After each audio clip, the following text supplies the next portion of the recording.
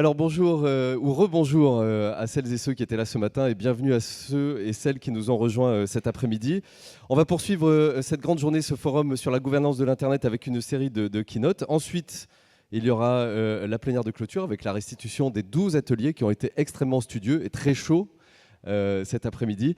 Et je vous propose d'accueillir pour la première keynote de cet après-midi Odile Ambry, qui est présidente du groupe de travail Data et Écologie. Odile, la parole est à vous. Merci, merci Didier. Je vérifie que oui, on a vérifié tout à l'heure que le micro fonctionnait bien. Merci d'être toujours là, surtout, parce que ça a été une journée très, très pleine, je le sais, et avec des ateliers où il n'y avait pas beaucoup de place. Là, au moins, avec l'amphi, on peut s'installer tranquillement et avoir moins chaud. Deux, trois mots sur cette présidence du groupe de travail sur les données et l'écologie, qui sont justement un peu le propos de ma keynote, et pour ceux qui me connaissent, un propos un peu récurrent au fil des années sur le manque de rencontres ou de dialogue entre ce qu'on appelle gentiment les geeks pendant les cocktails, les gens qui maîtrisent un certain nombre de points d'Internet, soit éparpillés, soit plus globalement, et le reste du monde, entre guillemets. Depuis quelque temps, on commence à parler de données data for good. Je ne suis pas très bien sûre de ce que ça veut dire, mais ça sonne très bien. Data for care, de tous les aspects sociaux des données, plus spécifiquement qu'Internet. Alors que là, le jour où j'ai rencontré le président du think tank La Fabrique écologique, qui a de ça 6 mois ou 1 an. Pour ceux qui étaient à la table ronde sur l'écologie tout à l'heure, il y était. Ça a été une énorme découverte pour lui, et du coup de me confier la lourde tâche d'animer un groupe de travail sur cette question. Moi, je suis ni geek ni écolo, ou un peu des deux, et du coup je me suis posé moi aussi plein de questions. La première, ça a été de me demander qu'est-ce que le monde de l'écologie attend de l'Internet. Parce que quand on me parle de green data ou de green tech, on n'essaye pas de parler trop français là-dedans, premièrement, mais surtout, je comprends que... excusez-moi. Je comprends que ce sont les geeks, les fameux, les startups, les développeurs, les entrepreneurs qui cherchent de bonnes idées business autour des data, et tant qu'à faire, si ça peut faire du bien, c'est une excellente chose. J'ai très peu vu des écolos, quels qu'ils soient, que ce soit des ONG, que ce soit des gens du milieu universitaire, se dire ah bah tiens, si les technos pouvaient faire quelque chose pour nous, pourquoi ? Parce qu'ils ne savent pas formuler leurs besoins ou formuler leurs demandes. Quand on a fait l'atelier coécologique, il y avait un géographe dans la salle qui s'est exprimé assez longuement sur des sujets qui portaient assez à débat, notamment est-ce que c'est bien qu'Amazon cartographie la forêt amazonienne, merci, ou pas, qui sont des vrais débats d'ordre éthique et technologique. Mais c'est la première fois que j'entendais des gens dans l'université, donc des géographes, se demander un peu comment ils pouvaient faire que les datas fonctionnent. Donc ce qui m'a paru important, et pendant les 6 mois où on a travaillé sur les sujets de fond, on a fait des auditions, on a rencontré des gens, c'était éternellement cette absence de dialogue entre le monde de la technique, voire de l'entrepreneuriat, et une certaine forme de besoin dans le domaine écologique. Il y a une urgence écologique, personne ne l'ignore, ou tout le monde le sait, comme vous voulez. On en parle beaucoup, mais on s'est peu posé la question, à mon sens, en tout cas, et j'ai quand même beaucoup travaillé pendant 6 mois là-dessus, du côté de la technique.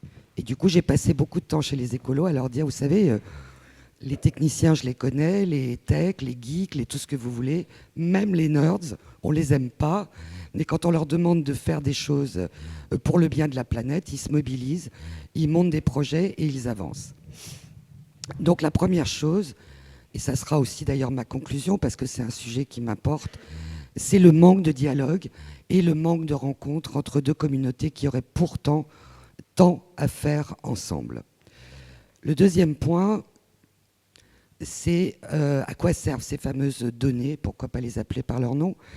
Alors on a essayé de définir ce que c'était qu'une donnée écologique. Inutile de vous dire que ça a pris du temps. Côté geek, personne n'était capable d'expliquer ce que c'était qu'une donnée écologique. Est-ce que c'était qu'une donnée à caractère écologique, ou est-ce qu'une donnée météorologique était une donnée écologique, et surtout à quoi pouvait servir toute cette collecte. Premier argument, cette collecte de données, elle sert à mesurer quasiment en temps réel. J'imagine dans la salle, il y a des gens pour qui c'est une évidence, d'autres peut-être moins. Mesurer et lutter peut-être contre une certaine forme de climato-sceptisme qui dit qu'en vrai, tout ça, c'est pas complètement vrai, et parce que les mesures sont faites par les uns et par les autres, et pas forcément avec un objectif et une définition claire. Deuxième point de ces mesures, tellement plus important, c'est des mesures pour agir. Et on s'est beaucoup penché, on était très franco-français sur ce coup-là, on s'est beaucoup penché sur la question des collectivités locales et de tout ce qui est du parapublic, des offices HLM, des crèches, des écoles, de toute cette questionnement de maillage de territoire, en se disant que beaucoup d'élus étaient prêts à prendre des décisions et avaient besoin d'être informés sur le type de décision qu'ils pouvaient prendre. Du coup, on s'est rendu compte aussi, et ça sera peut-être mon deuxième point extrêmement important, je vais convaincre en partie des convaincus, mais pas que, de la méconnaissance, du fossé extrêmement important d'incompréhension, d'ignorance, de méconnaissance de ces sujets data. J'imagine, et je le sais, que ce matin, on a parlé d'intelligence artificielle, on a parlé de machine learning, on a parlé de géolocalisation, on a parlé de temps réel, on a parlé de mesures en temps réel, on a parlé de tout ça. Mais on a parlé un peu entre nous, tout de même, un peu dans un cénacle de gens pour qui ces mots-là ont un sens. Allons dans une collectivité locale française qui a besoin de mesurer le taux d'effritement de sa côte pour éviter des inondations cruelles, qui a besoin de vérifier à quel point un certain nombre de ces immeubles sont en mauvais état, et ça se mesure. On ne décide pas, tiens, les murs sont fissurés, on peut le mesurer. Et comment après, on les aide à prendre, entre guillemets, les bonnes décisions.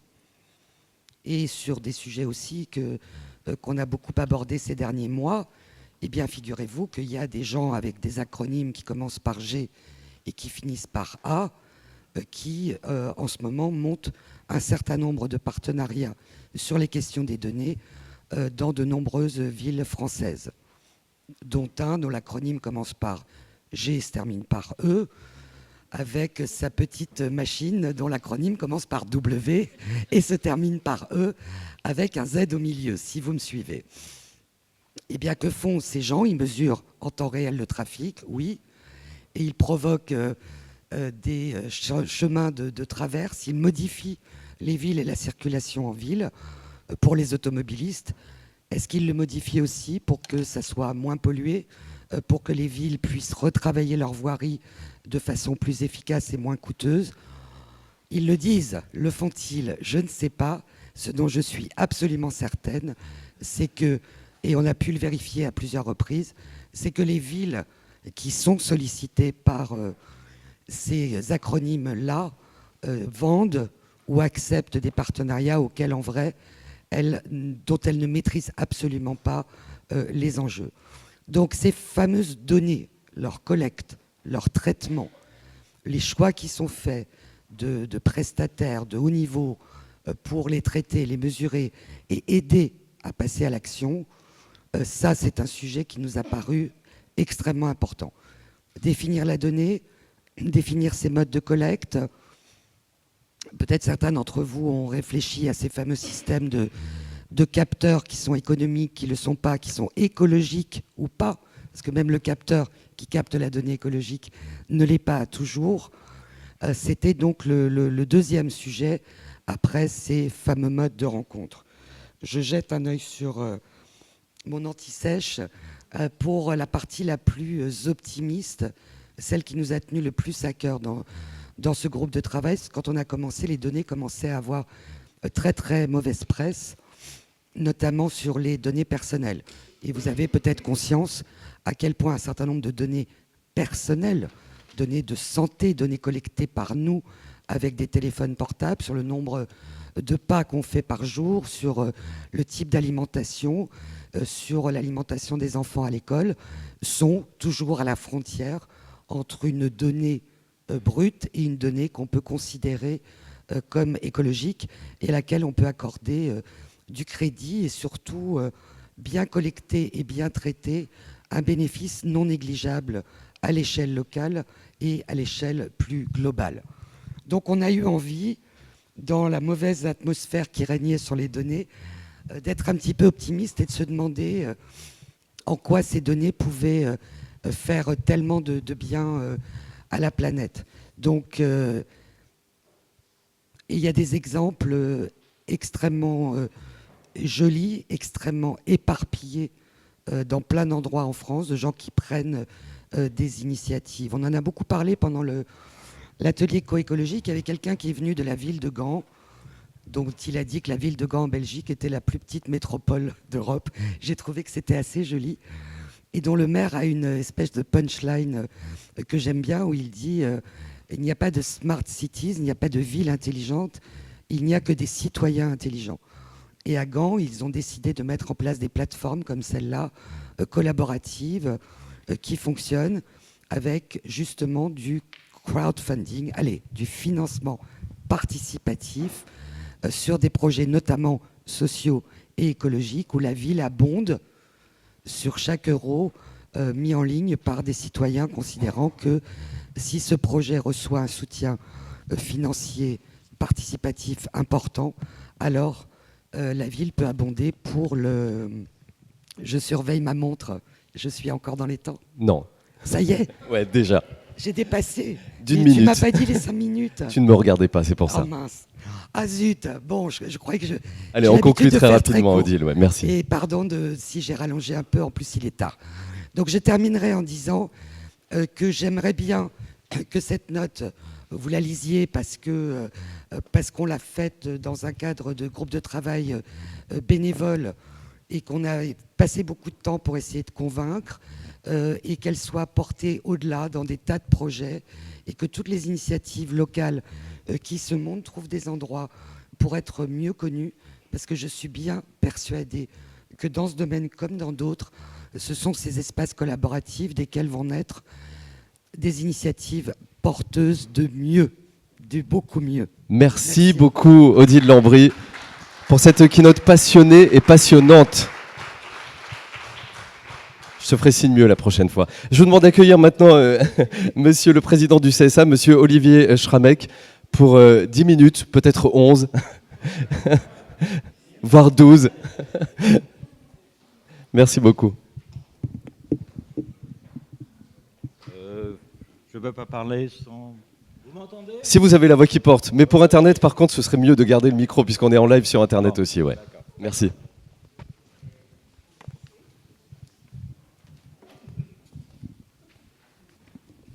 Et je vous ferai signe. Hein. Bien. Je suis heureux de vous retrouver en cette fin d'après-midi, après des communications extrêmement savantes. Et je crois que l'esprit de celle que vous m'avez proposé de faire, justement parce que c'est en fin de journée, a pour vocation de rappeler un certain nombre de points d'actualité généraux qui ont trait à la régulation dans tous ces États par rapport aux problèmes que vous vous posez chacun dans votre domaine de spécialité. C'est la première fois que j'interviens dans un tel cadre, à la fois d'expertise et de recherche universitaire, et vous comprendrez que je veuille d'abord saluer ce type d'initiative, ces ateliers d'avenir numérique, comme vous les avez qualifiés fort bien, dans le cadre du forum sur la gouvernance de l'Internet. Sans oublier que cette manifestation est fort opportunément mise sur pied sous l'égide de l'UNESCO. La question que je me suis proposé de vous poser, est générale. Excusez-moi, je vais vous demander de reprendre le micro, monsieur le pour Internet. Merci beaucoup. Très bien, très bien, très bien. Et pour la salle aussi, peut-être. Je vous obéis, je vous obéis. Merci beaucoup. Bon, comme vous voulez. Merci. Elle est la suivante. Est-ce que la régulation, terme dont on use depuis plusieurs décennies, a aujourd'hui substantiellement changé de nature et est-elle adaptée aux problèmes que vous avez évoqués tout au long de cette journée dans leur diversité? Comme j'ai droit cette fois à 9 minutes et 30 secondes, je serai évidemment bref et général, ce dont j'espère vous ne vous féliciterez pas trop. En ce qui concerne la régulation traditionnelle, il ne faut pas oublier qu'elle a pris jour à un moment où certains d'entre vous n'avaient pas encore pris jour. C'est dans les années 80, à un moment où Internet n'existait quasiment pas. On voit en tout cas sous des formes techniquement très différentes de celles que nous connaissons aujourd'hui. Cette loi qui a créé le CSA, mais qui a été précédée, vous le savez peut-être, par une autre loi qui avait créé une haute autorité de la communication audiovisuelle, a été faite dans un contexte historique très particulier, après que l'on a supprimé le monopole de l'État en matière de radio, l'ex-ORTF, et alors que les radios libres accédaient à l'indépendance. On a, en compensation, voulu encadrer cette forme d'expression par un certain nombre de règles générales. Ces règles générales, elles étaient fondées sur la manière dont on administrait l'économie à l'époque, avec des seuils, avec des plafonds, avec des pourcentages. Et aujourd'hui, elle paraît un peu décalée, même si depuis 1986, cette loi aura été modifiée 83 fois. J'ajouterai même que durant la précédente législature, qui n'a pas été une législature très marquante en matière d'audiovisuel, 14 lois sont intervenues pour modifier ce corpus juridique et pas une ne s'est posé frontalement la question de savoir s'il convenait ou pas de modifier en profondeur la façon d'envisager la régulation audiovisuelle. Or, entre-temps, se sont produites toutes les transformations que je ne vous ferai pas l'injure d'énumérer, mais qui se sont concrétisées par l'intervention d'acteurs nouveaux et extrêmement puissants, qui commencent par certaines lettres et finissent par d'autres, a-t-on appris il y a quelques minutes. Alors, face à cette évolution, la question qui peut naturellement se poser, c'est est-ce que la régulation, telle que l'on la conçoit habituellement, a encore un avenir? Pour ma part, et croyez-le pas seulement parce que j'ai la responsabilité de diriger un organe de régulation, je répondrai sans hésitation par l'affirmative, à condition que cette régulation soit affectée de changements importants qui en transforment les modalités. Pourquoi? Parce que, contrairement à ce que beaucoup soutiennent, avec des arguments qui peuvent se comprendre, la régulation n'est pas liée à la rareté des ressources de notre plateforme hertzienne. La régulation peut parfaitement se justifier par la nécessité d'ordonner, au contraire, une profusion d'informations, parmi lesquelles il importe d'opérer des choix inspirés par le bien commun. Et c'est dans cet esprit que je voudrais vous décrire la manière dont je conçois, puisque je m'exprime à titre personnel et non pas au nom du collège, les objectifs de cette régulation nouvelle, rénovée. Cette régulation, elle doit d'abord être adaptée à chacun de ses interlocuteurs. Pour employer une formule un peu commune peut-être, il faut passer d'une régulation de confection, fondée sur des règles générales et impersonnelles fixées par le législateur et par le pouvoir réglementaire, à une véritable régulation qui résulte d'un dialogue interactif, souple, évolutif, respectueux de la situation de chacun, entre un organisme et les acteurs d'un marché garant d'un certain nombre de valeurs fondamentales, au premier rang desquelles la liberté de communication. Cette régulation doit donc être juste et proportionnée, dynamique et interactive, complète, puisque réguler, c'est prendre en compte l'ensemble des aspects d'un marché complexe, toutes ces interactions, et suffisamment souple. Comment une telle régulation peut-elle fonctionner? Eh bien, nécessairement sur un échange d'engagements réciproques.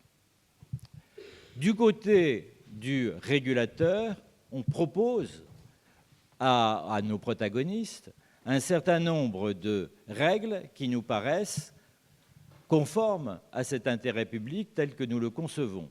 Et on leur demande d'y adhérer. D'y adhérer en compensation de quoi ils pourraient obtenir un certain nombre d'avantages. En termes communs, qu'est-ce que cela signifie? Cela signifie que nous pratiquons de plus en plus fréquemment ce qu'on appelle la co-régulation, c'est-à-dire que nous proposons à nos partenaires, que ce soit dans le domaine de la santé, dans le domaine technologique, dans le domaine de l'insertion professionnelle, dans le domaine de l'accessibilité, de la langue des signes, des sous-titrages, nous leur proposons un certain nombre de règles et nous les invitons à s'y associer. Et cette démarche fonctionne puisque nous observons qu'au fur et à mesure du renouvellement de ces co-régulations, le nombre de partenaires augmente et en particulier, nous avons enregistré avec satisfaction que nos partenaires du monde de la radio avaient été nombreux à s'associer à ceux du monde de la télévision.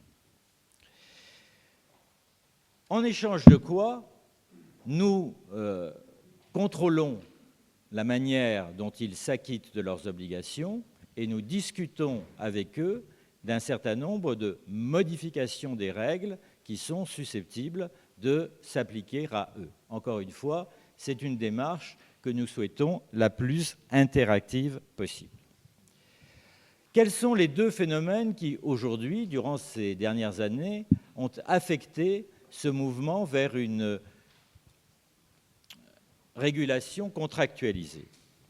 La première, il en a été question d'ores et déjà durant cette journée, si je suis bien informé, c'est qu'on est passé à un modèle de régulation, à un modèle qu'on appelle de plus en plus la suprarégulation ou la métarégulation. C'est-à-dire qu'au lieu de s'adresser systématiquement à chacun de nos interlocuteurs pris séparément, nous proposons à l'ensemble d'entre eux un certain nombre de principes généraux et nous veillons régulièrement, par une évaluation, à ce que ces obligations puissent être respectées de façon graduée. Autrement dit, l'intervention n'est pas directe, elle est en quelque sorte médiatisée par les interventions que consentent nos partenaires. Et la deuxième innovation sur laquelle je voudrais insister, c'est celle de l'apparition de la notion et de la réalité du média global. Auparavant, on raisonnait en termes de régulation des télévisions, des radios, de l'Internet, des web radios et des web télévisions. Aujourd'hui, on se rend compte que l'évolution des médias devient de plus en plus globalisé et qu'en réalité, nos interlocuteurs sont à la recherche d'un équilibre qui leur permette, dans un climat de compétition, d'émulation de plus en plus difficile, d'obtenir des avantages qui se complètent, qui s'additionnent et qui les mettent en meilleure position de négociation par rapport à nous. On retrouve cette problématique dans beaucoup des questions qui sont soulevées aujourd'hui. On parle par exemple d'une réforme de l'audiovisuel public. La question se pose de savoir s'il doit y avoir une coopération, voire une fédération, entre des radios qui ont une vocation locale et des télévisions qui affirment la même vocation, que ce soit des télévisions qui dépendent de l'ensemble public que constitue France Télévisions ou des télévisions privées. Hier soir encore, nous sommes en plein dans l'actualité, vous avez peut-être noté que 22 télévisions locales se sont associées sous un même terme, une franchise, dirait-on dans d'autres secteurs économiques, VIA, pour observer un certain nombre de règles communes sur lesquelles ils s'engagent, et puis aussi pour diminuer leurs frais communs, leurs frais logistiques en particulier. Et donc, la régulation devient de plus en plus une régulation entre le régulateur et des ensembles qui aspirent à une coordination entre eux. Alors, quelles sont les conditions de réussite de la régulation? On peut les multiplier, ce qui montre la difficulté de l'exercice. Et j'ai une grosse difficulté, pardonnez-moi, de tenir le chronomètre. Il me reste combien de temps? Il vous reste moins 3 minutes. C'est pas beaucoup. C'est pas beaucoup. Voilà. Bien. Merci beaucoup. Donc, ces conditions de réussite sont essentiellement d'assurer une transparence la plus large possible et de faire en sorte qu'il n'y ait pas une manipulation de l'information, mais au contraire, le maximum de transparence. C'est la lutte contre l'opacité qui est toujours, évidemment, une tentation d'interlocuteur dans une négociation. Se dégage ensuite, il me reste 2 minutes, non, vous aviez dépassé de 3 minutes, c'était ce que je voulais dire. Bon. Des perspectives communes aux différents régulateurs. Je voudrais insister auprès de vous, si brièvement que ce soit, sur un point qui me paraît très important. La régulation n'est pas l'affaire d'un seul régulateur, et en particulier du CSA. La régulation, c'est un but pour lequel doivent s'associer et se conjuguer, chacun dans leur domaine de spécialité, différents régulateurs. Et c'est la raison pour laquelle nous sommes de façon déterminée en faveur d'une coopération accrue avec des organismes comme la CNIL, l'ADOPI, l'Autorité de la concurrence ou l'ARCEP. Ce qui caractérise le CSA dans cet ensemble de régulateurs, c'est qu'il est sans doute le seul organisme qui associe de façon indissoluble les objectifs juridiques, sociétaux, de respect de l'état de droit et les objectifs économiques. Et les deux sont liés. Il n'est pas concevable qu'un développement économique équilibré et favorable à la création puisse se faire sans le respect de ses valeurs et de ses principes. Et à l'inverse, le respect de ces valeurs et de ces principes est une des justifications fondamentales du développement du secteur. Rassurez-vous, il ne me reste plus qu'à improviser quelques lignes. À votre guise. Merci beaucoup en tout cas. Merci beaucoup. Olivier Schrammeck, président du CSA. Et merci d'avoir réussi à condenser votre pensée. Merci beaucoup. La keynote suivante, c'est celle de Moïse Chakchouk, qui est le sous-directeur général pour la communication et l'information de l'UNESCO. On essaye en 10 minutes. Ok, merci beaucoup. Oui, merci monsieur. Alors, bonjour. Je vais faire vite parce que là, je pense que le chrono, il est très sévère, surtout avec le régulateur. C'est la première fois que je vois. C'est la première fois qu'on régule le régulateur, oui. C'est très important. Bon, je vais commencer par vous dire que je suis extrêmement ravi. Ravi d'être parmi vous aujourd'hui parce que là, j'ai été à la première édition du forum de l'Internet et j'insiste que c'est le forum de la gouvernance et ce n'est pas de la régulation Internet. Donc, c'est le forum de la gouvernance Internet. Le premier forum était là. En France, c'était pas dans cette salle-là, mais c'est dans une salle au 16e. Bertrand de la Chapelle pourra peut-être nous renseigner. Et j'étais ravi de voir que la sauce finalement, la sauce de mayonnaise prend forme. Et je vois qu'il y a pas mal de gens qui restent jusqu'à l'après-midi pour participer à ce panel, et c'est très important. La deuxième chose pour que je suis ravi, parce que j'ai étudié à cette université. Donc je suis là, j'ai passé ma thèse dans ces salles, dans ces couloirs, et je suis ravi de revenir ici pour aussi, en tant qu'UNESCO bien sûr, de parler de la régulation. Voilà, vous voyez, on se trompe maintenant. C'est la gouvernance Internet, et bien sûr que c'est un sujet qui m'a toujours passionné. La troisième fois que je suis ravi également parce que depuis 2 mois que je suis à l'UNESCO, une organisation magnifique qui travaille avec les médias, qui travaille pour la liberté d'expression, qui travaille pour la protection des journalistes, et qui travaille pour la gouvernance Internet et pour les principes éthiques en fait, qui nous voient nous guider le développement technologique. Et ça, c'est très important pour la UNESCO et je suis extrêmement honoré avec mes collègues de contribuer à cela. Aujourd'hui, on parle de la gouvernance Internet, mais il faut dire que l'UNESCO a contribué énormément à cela. Il y a les indicateurs, il y a l'universalité Internet, il y a beaucoup de travail qui a été fait. Je salue tous mes collaborateurs et tous mes collègues qui ont travaillé pour vraiment réaliser ce travail important avec les États membres. Ce n'est pas facile à l'UNESCO. On a des États membres qui sont durs. Et on a de la bipolarisation en fait, du monde qui ne nous aide pas. Et c'est très important de faire un travail et réussir à convaincre les États membres des 4 principes fondamentaux qui guident l'universalité. Right-based, des droits humains. L'accessibilité, je ne sais pas dans l'ordre, mais c'est très important. Le multi-stakeholderism ou le multi-acteur. Et bien évidemment, l'openness, l'ouverture. Et je pense que ces 4 principes vont guider, nous, UNESCO, non seulement pour gouverner pour la gouvernance Internet, parce qu'on est déjà ouvert, on est déjà ouvert à la société civile, et on est déjà ouvert, on veut être ouvert, plus ouvert au secteur privé, mais le plus important, c'est de préserver cette plateforme unique qui est le forum de gouvernance Internet pour vraiment aller à l'avant et développer Internet. Nous sommes honorés, bien sûr, ils sont contents que la France, en fait, a décidé cette année d'héberger l'IGF. Et c'est un immense plaisir que ça sera à l'UNESCO. Et nous travaillons acharnement pour que vraiment cet événement soit une réussite. Surtout dans cette période-là où on parle d'intelligence artificielle, on parle aussi des régulateurs, des rôles de régulateurs. Ce matin, j'étais vraiment surpris au début de voir le premier panel, on parle de hands-on. Et ça m'a rappelé les années 2006 et 2007, quand je travaillais pour le régulateur tunisien.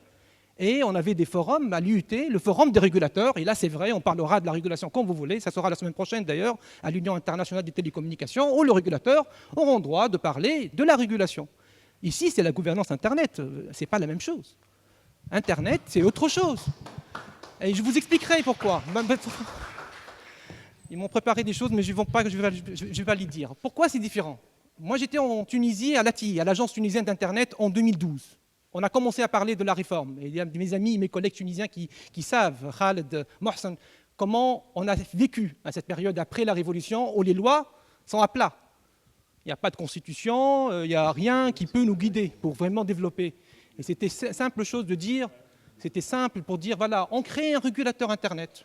Et c'était l'ATI à l'époque qui était peut-être le possible régulateur Internet. Mais on a réussi quand même à convaincre de ne pas aller dans ce sens. On a transformé l'ATI pour qu'il soit un simple provider Internet, comme les autres, en concurrence avec les opérateurs, en concurrence avec les autres providers. Et ça a été fait. Comment on a fait? C'est simple. On a schématisé, en fait, à l'époque, pour les politiciens, que la régulation, c'est un art. La régulation, c'est vraiment prendre un pinceau, prendre une toile et commencer à dessiner. Ça prend pas forme la première fois, ça prendra forme si on fait beaucoup de couches, de couleurs, si on crée vraiment quelque chose d'artistique. Et ça dépendra des contextes des pays. Ce n'est pas n'importe quel artiste, en fait. Chaque pays a ses pinceaux, a ses outils, et pourra créer le chef-d'œuvre en termes de régulation. Mais quand on parle de gouvernance, c'est complètement différent. Quand on parle d'Internet, ce n'est plus un seul régulateur. Ce n'est plus le régulateur qui a un seul pinceau. C'est plutôt une mosaïque. On crée une mosaïque. Et les pinceaux, c'est chaque citoyen a son propre pinceau pour créer vraiment l'Internet qu'il veut. Ça peut avoir du sombre, ça peut avoir du blanc, ça peut avoir des nuances de gris, des nuances du rouge, n'importe quelle couleur, mais c'est à travers cette mosaïque-là qu'on pourra créer vraiment le paysage Internet qui est aujourd'hui ainsi. Donc du coup, on ne peut pas vraiment aujourd'hui, si on veut parler de la régulation et de comment dirais-je là, voilà, ce mot-là qui est très compliqué à prononcer pour un Tunisien en tous les cas, ce concept-là, eh ben, on le créera si chaque État considère Internet de cette manière-là. Parce que si des États considèrent autrement, ça va créer du vide, ça va créer du blanc, ça va créer un Internet vide, sans contenu. Il va y avoir des mosaïques où il y aura des endroits où il y aura très colorié, d'autres endroits où il n'y a rien. Et ce déséquilibre, en fait, on ne peut pas le remplir si on ne fait pas vraiment une règle d'égalité entre tous les autres pays et on donne les chances et des opportunités à tout le monde pour vraiment dessiner, prendre le pinceau et savoir dessiner cette toile qui est l'Internet. À ce niveau-là, je pense qu'il faut comprendre que les aspects qui nous guident aujourd'hui pour développer Internet, c'est vraiment d'être ouvert à tous les acteurs et ne pas essayer de créer ce qu'on appelle un super régulateur de l'Internet. Oublions ce concept, ça ne va pas marcher.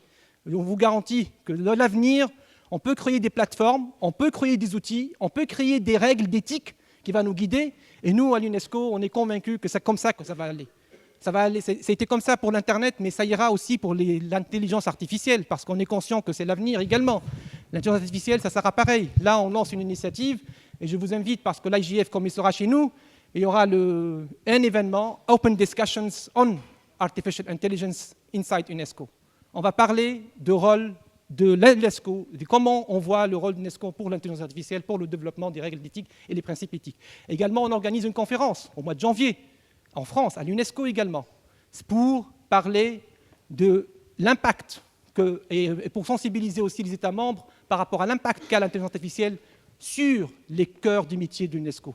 Et le corps du métier de l'UNESCO, ce matin, a été très bien présenté par les différents intervenants en disant que la culture et l'éducation et les sciences, c'est les trois principes qui vont changer la donne. Et c'est endossé par l'UNESCO. Donc je pense qu'il n'y a pas mieux que l'UNESCO aujourd'hui pour vraiment aller à l'avant. Et je vous inviterai à travailler avec nous pour mieux faire. Merci beaucoup. Merci beaucoup. Moïse Chakchouk, en moins de 10 minutes. Bravo, merci beaucoup. Nous accueillons maintenant David Martinon pour une keynote. David Martinon qui est ambassadeur de la France pour le numérique.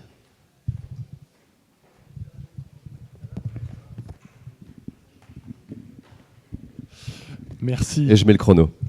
Le chrono, ok. Et alors, à 1 minute avant la fin, ça, et à la fin... Ok, ça marche. Je serai bref, mais Pierre Bonis est là, nous sommes sauvés, tout le monde est là. Bonjour à toutes et à tous. C'est un vrai plaisir de me retrouver à nouveau au FGI France. Je félicite officiellement, en mon nom, Nicolas, pour cette nouvelle édition. Et je te félicite encore plus, en public, pour avoir obtenu la reconnaissance comment est-ce qu'on dit, l'homologation, enfin, bref. Voilà. La reconnaissance du chapitre français de l'Internet Governance, du Forum sur la gouvernance dans l'Internet. C'est un... Non, ouais, vraiment, applaudissements. Vous pouvez l'applaudir, ouais. Parce que ça veut dire une chose. La première, c'est qu'il y a des gens déterminés et organisés et passionnés en France pour prendre en charge cette mission. Et la deuxième, c'est qu'il y a une société civile vibrante et dynamique et riche et diverse pour aborder les sujets de gouvernance de l'Internet en France. Donc bravo, et ça me fait plaisir en tant qu'ancien membre du comité d'organisation des premiers IGF, du premier IGF France avec Monsieur Delachapelle, Monsieur Bonis, certainement d'autres dans la salle que je n'ai pas eu le temps d'apercevoir, de voir qu'au fond, ça continue à prospérer. Et voilà, nous, c'était au fond informel, mais toi, tu as réussi à obtenir l'officialisation, donc bravo. Et du coup, tout ça avance très bien, puisque le président de la République a annoncé lors de son discours à Vivatech il y a un mois que la France avait proposé à l'ONU d'accueillir l'édition 2018 du Forum sur la gouvernance de l'Internet et que l'ONU a accepté cette proposition. Donc, Paris et la France accueilleront l'IGF du 12 au 14 novembre à l'UNESCO. Et Moez vient de parler, et c'est avec lui évidemment que nous travaillons, puisque Moez lui aussi est un membre de la communauté mondiale, globale de l'IGF. Et nous voulons vraiment faire en sorte que cet événement soit l'occasion pour la société civile française de montrer son dynamisme, de s'en emparer, d'être présente. Et c'est pourquoi nous nous appuierons sur tout ce que vous aurez fait ici au nom du FGI France. Donc c'est beaucoup de travail sur lesquels nous allons continuer à capitaliser.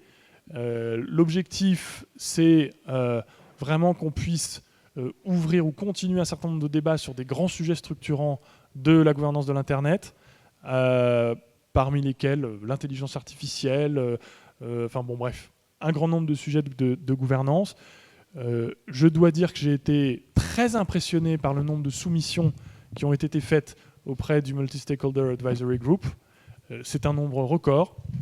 Il y a au moins trois records. Le nombre de soumissions globales, le nombre de soumissions acceptées à ce jour, et dans ces soumissions, le nombre de soumissions venant de la société civile française.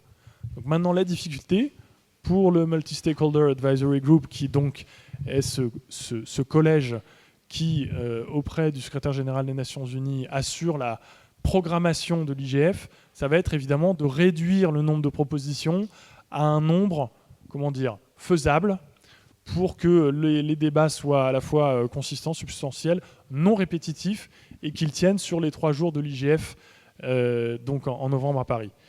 Je serai donc la semaine prochaine à Genève en tant que du coup co-chair du MAG pour défendre les propositions présentées par la société civile française.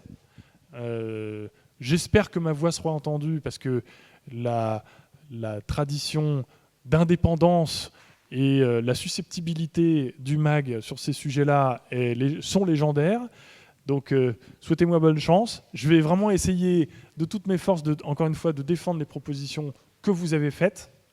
Et puis, il nous restera ensuite à essayer de voir comment on peut intéresser le plus grand nombre à ces sujets-là.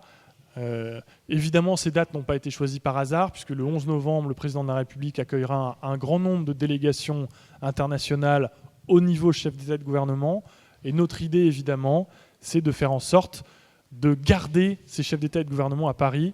Vous me dites, hein, on est bon. Je suis respectueux du temps de parole des autres, et notamment de Madame la Présidente de la CNIL, de les garder une matinée de plus pour les attirer au FGI et pour faire en sorte qu'ils puissent s'exprimer et qu'ils puissent écouter.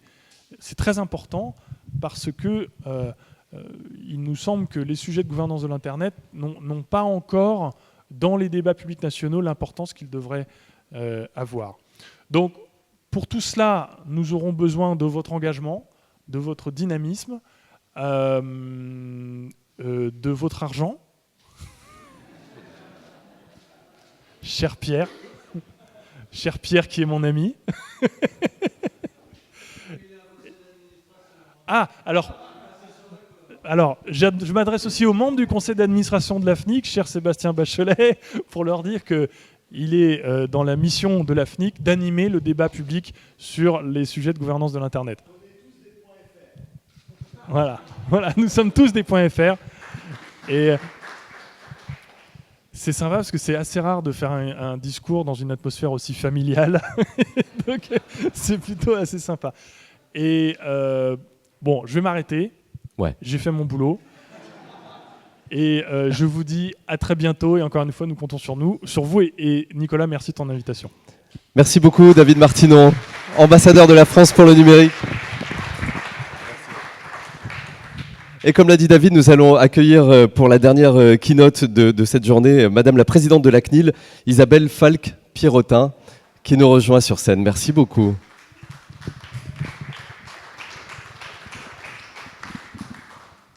Merci. Bonjour à tous. Alors, je ne sais pas si l'audience est familiale, en tout cas, elle est sympathique et chaude. Très chaude. Bien, bonjour à tous et merci de me donner l'occasion de prononcer quelques mots dans ce forum pour la gouvernance de l'Internet. ça ne vous étonnera pas, je vais vous dire un mot du RGPD.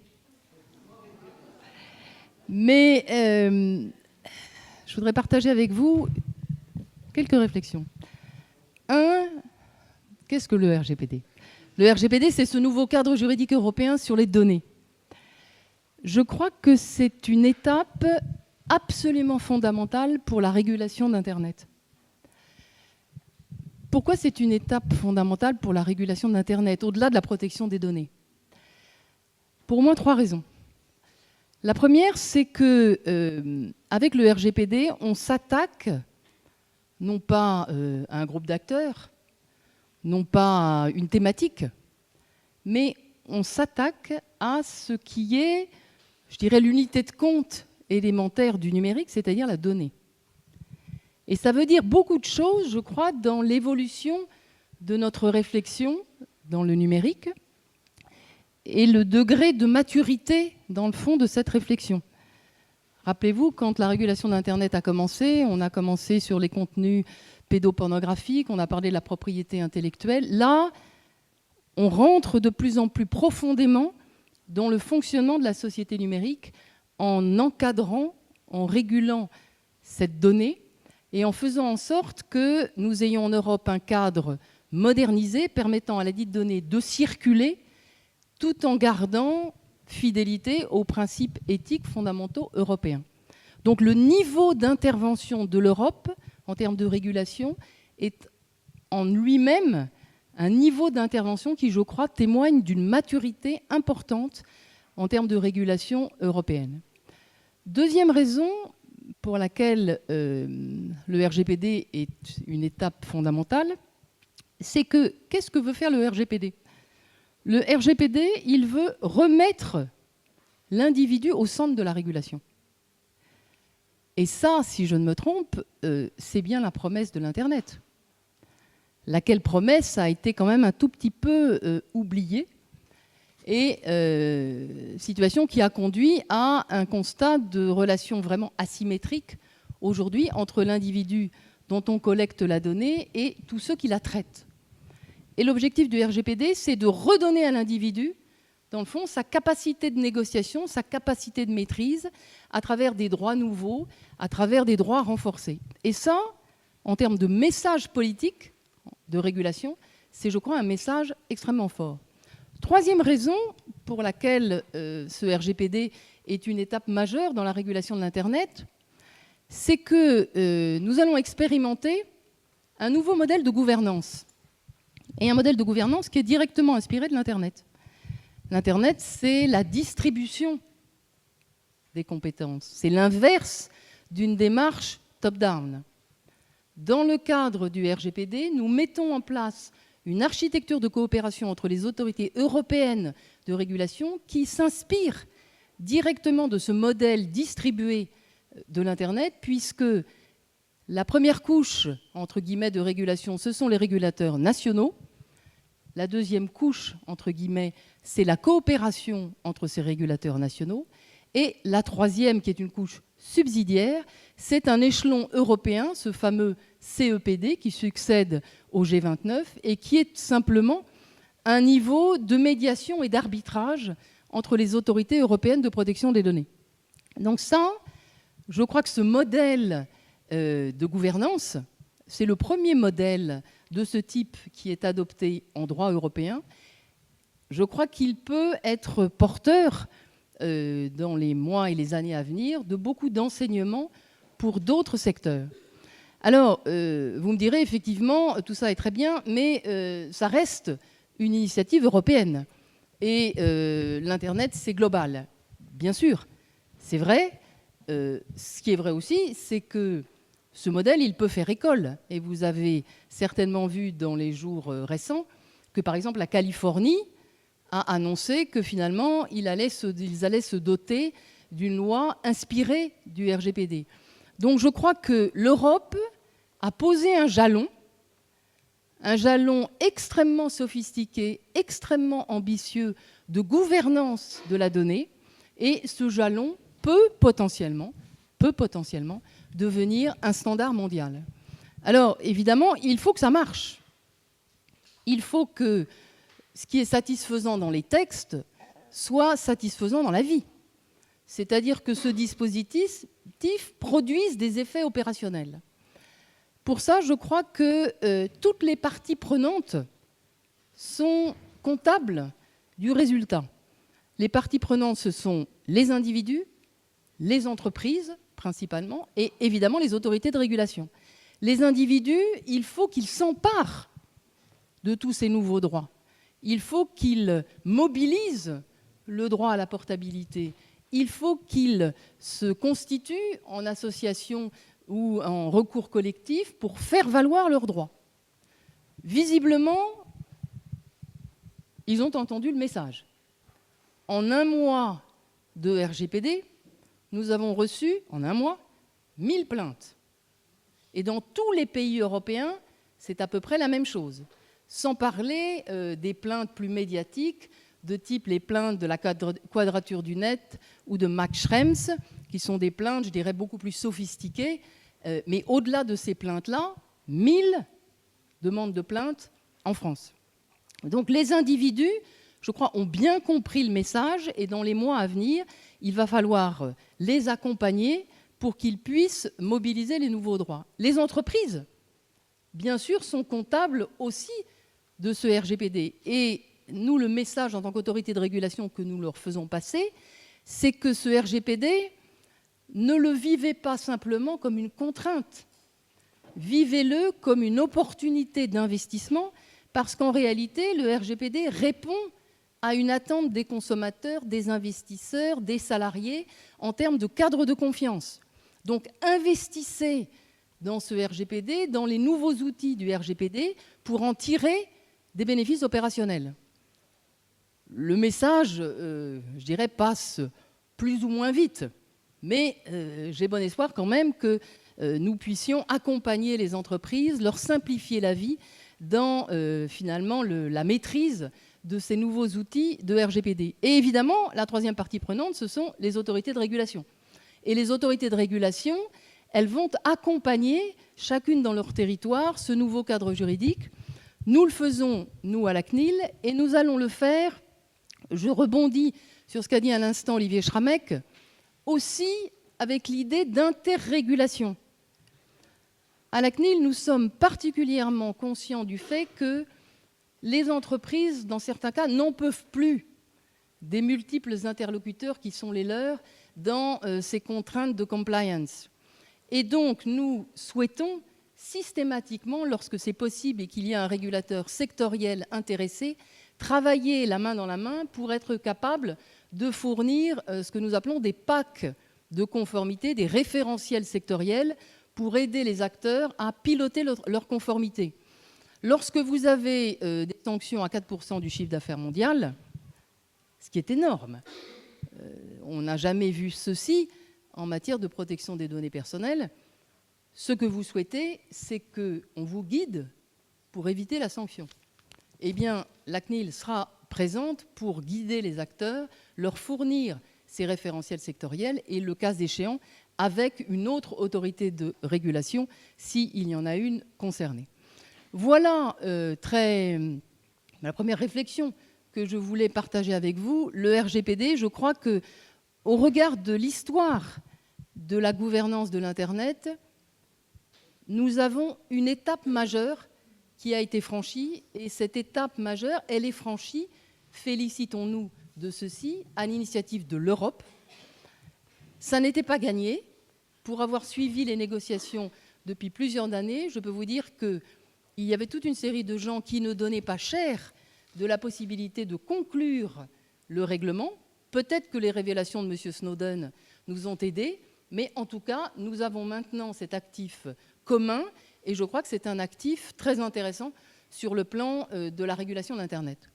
Alors, au-delà du RGPD, il y a bien d'autres choses, évidemment, à faire, à la fois au plan national et au plan international.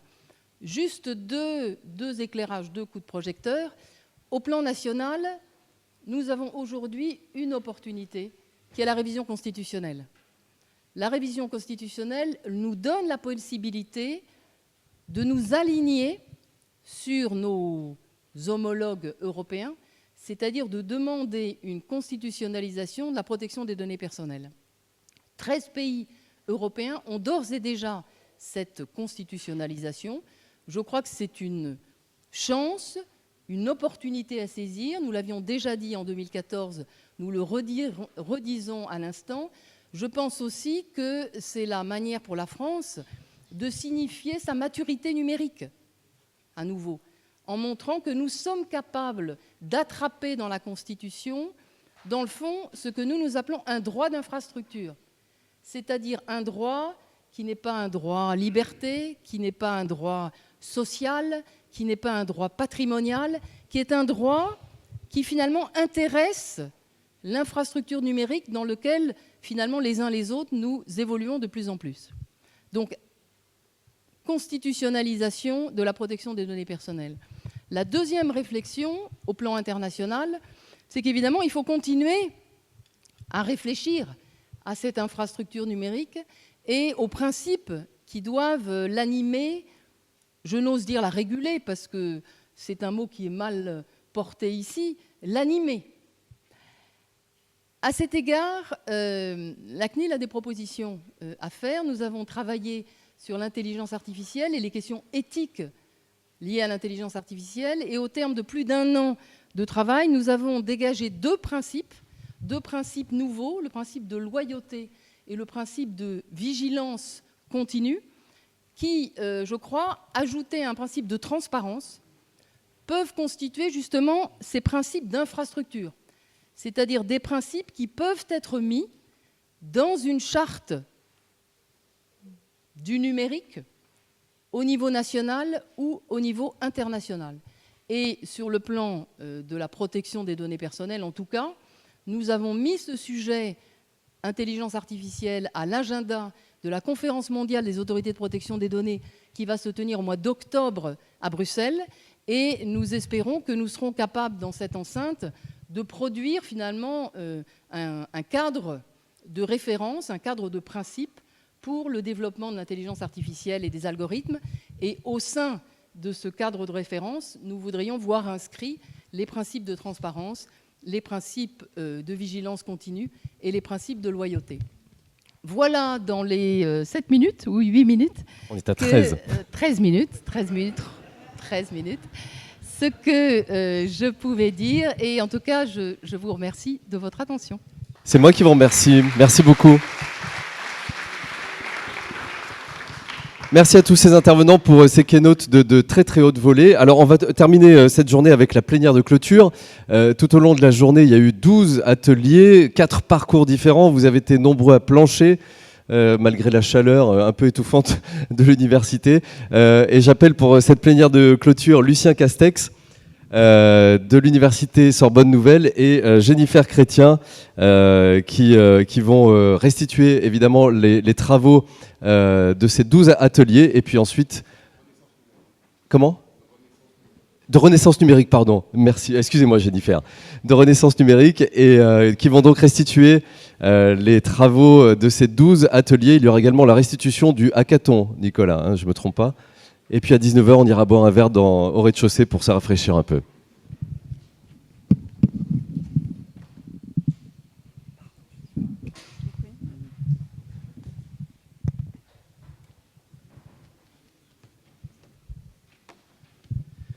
Alors merci à tous d'être là, à nous écouter en cette heure tardive après une journée effectivement fort studieuse, avec 12 ateliers, avec des plénières, avec de très bons intervenants qui ont débattu effectivement de thématiques que nous allons essayer de vous résumer avec l'aide de nos 4 rapporteurs qui ont suivi chacun un parcours.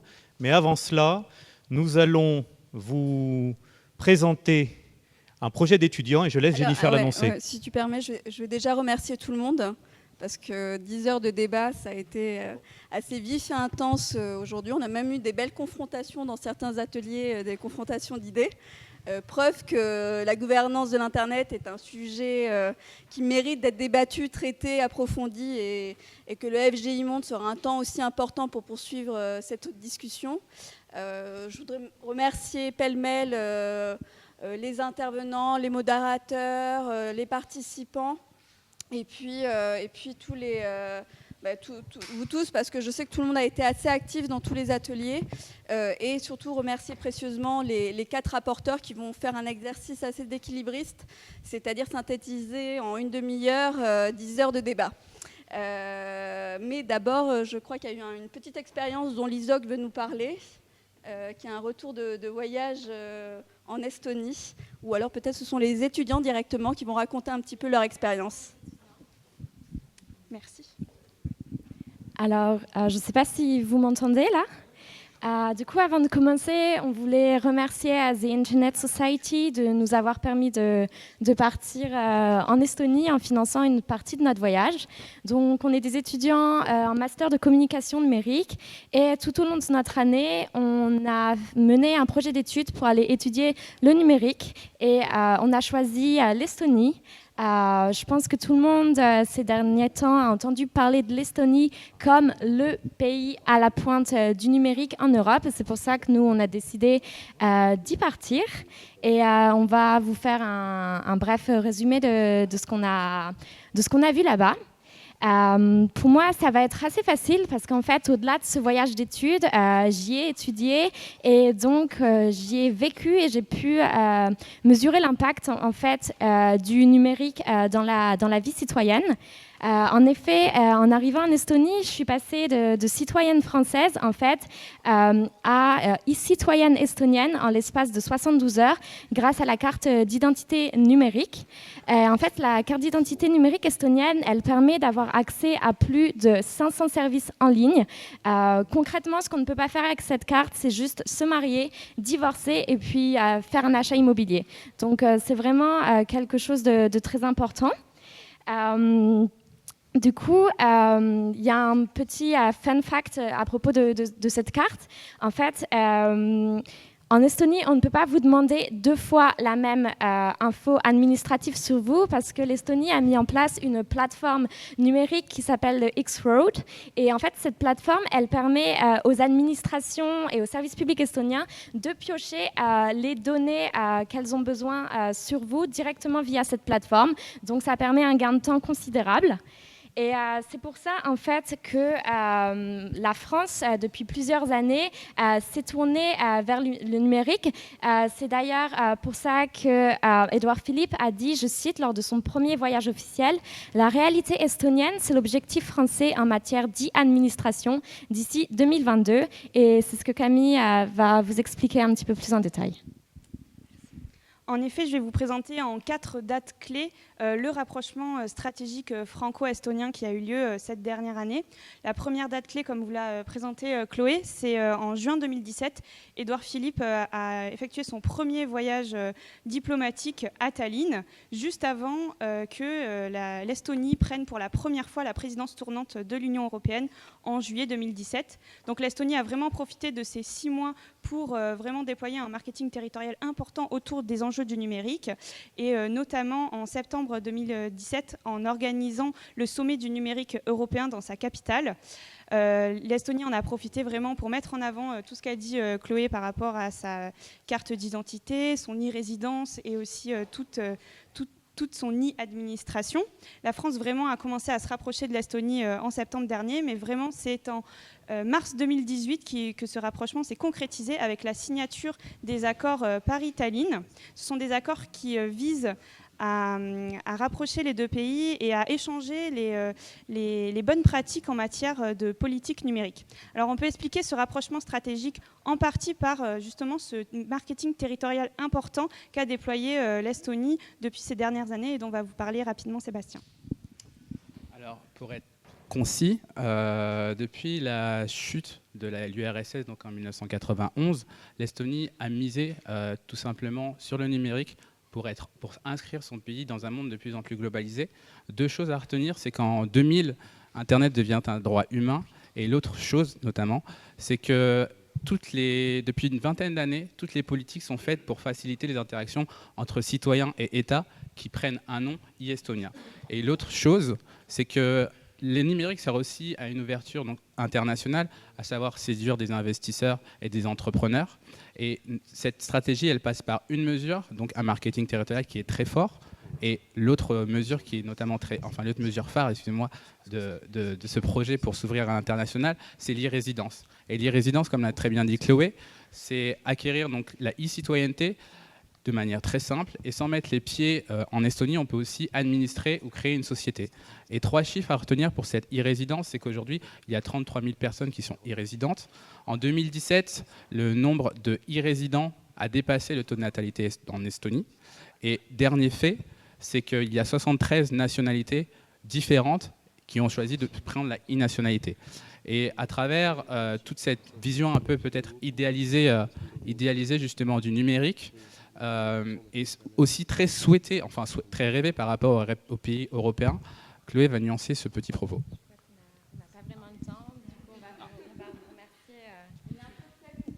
Échange après, et je sais que le voyage a ramené beaucoup d'informations et de souvenirs, donc n'hésitez pas sur le site de l'ESOC et qu'on relaiera également. Ok. Au revoir.